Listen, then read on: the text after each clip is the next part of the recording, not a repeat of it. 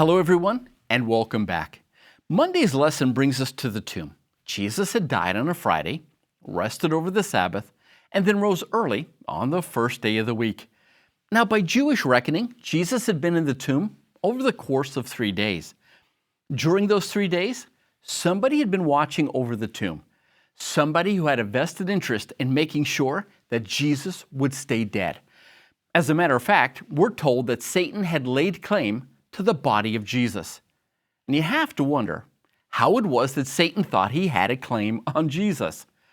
Well, it has to do with this idea that comes from Isaiah 53:6. The Lord has laid on him the iniquity of us all. Or as 2 Corinthians points out, he who knew no sin became sin.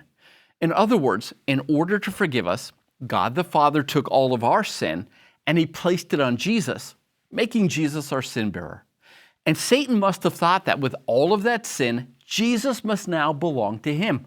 After all, how can you carry that much sin and God the Father still be able to bring you back to life?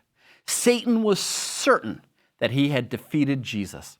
So imagine Satan's surprise when early on Sunday morning, the first day of the week, he sees one of heaven's mightiest angels descending from heaven. Satan looks around, and the guards surrounding Jesus' tomb were lying on the ground like they were dead men, and his own army of angels had fled the scene, and the demonic army was gone. Then Satan looks around, and who should he see but Jesus in all his glory? Satan had to wonder, how in the world could that happen? Satan had missed it all along, that even though Jesus carried our sin, he was still holy and righteous because he himself had committed no sin.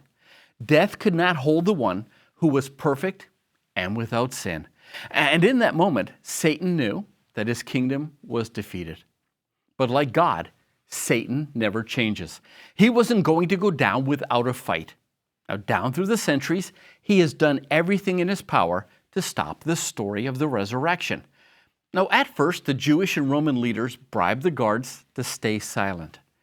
When the disciples preached the resurrection, the Jewish leaders beat them. And when that didn't work, they imprisoned them. And when that didn't work, well, they tried to kill them, or they did kill them. And when that didn't work, Satan corrupted the gospel. And when that didn't work, along came atheism and evolution. And here's the thing. No matter how hard he tries, Satan cannot stop the truth that Jesus is still the resurrection and the life. Thank you for joining us today. God bless. I'll see you tomorrow.